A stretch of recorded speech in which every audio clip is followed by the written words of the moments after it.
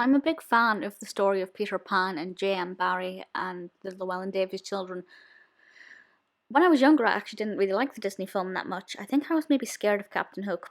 But over the years, I've kind of actively sought out adaptations and various different interpretations of the story of Peter Pan.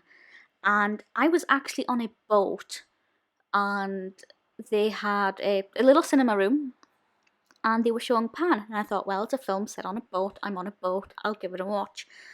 And honestly, I truly loved it. I think a lot of people do not like this because it's easily compared to Hook with Dustin Hoffman and Robin Williams, and that film is amazing. Pan is very different. It's not perfect. There are some problems with it, but for me, I thoroughly enjoyed it. Now, I'm not going to give you any spoilers, but if you're familiar with the story of Peter Pan, I'm going to assume that you know the basics. And it's directed by Joe Wright and written by Jason Fuchs. I don't know if I'm pronouncing that correctly. I hope that doesn't get me demonetized. And it's got a really good cast, which I think is one of the things why a lot of people were keen to see it initially. So I'll read the plot out to you very briefly. This is from IMDb. It says, 12-year-old orphan Peter is spirited away to the magical world of Neverland, where he finds both fun and danger and ultimately discovers his destiny to become the hero who will be forever known as Peter Pan. And what I really liked about this, compared to, let's say, the Disney animation, which as an adult I really like, is it gives Peter this really lovely backstory about how he started life as a little orphan boy in this not very nice orphanage, and then he kind of grew up to be this Peter Pan.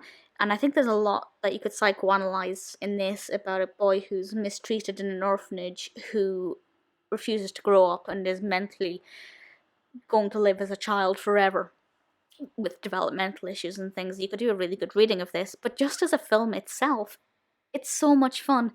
And visually, there are so many great scenes and beautiful scenery and imagery in the visual sense rather than the metaphorical sense.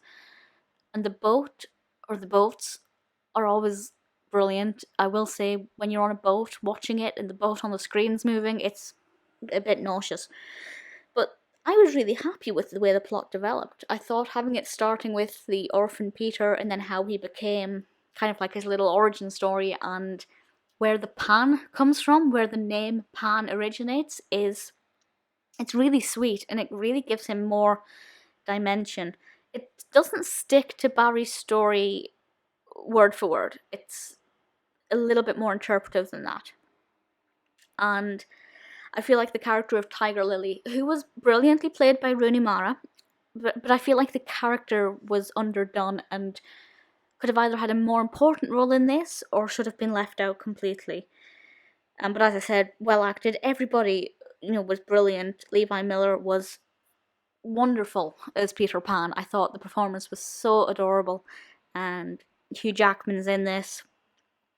It's really nice. Amanda Seyfried's in it. Kathy Burke, Cara Delevingne. It's got a really strong cast behind it. And honestly, I have no real complaints. The things I had issues with, for example, was the inclusion or the poor use of Tiger Lily. The narrative development was pretty great. There were a few points when I thought this could be sped up a little bit, where we're getting a little bit repetitive. But for the most part, I thought it was thoroughly enjoyable. And when I hear people saying that Pan is not a good film, I think, well, why are you saying that? Obviously, if they have their reasons, that's great, but I hope that people aren't saying that just because it's not the Disney film or it's not Hook. It's completely different. It's a different take on the story of Peter Pan. Would J.M. Barrie be pleased? I don't know. Personally, I enjoyed it.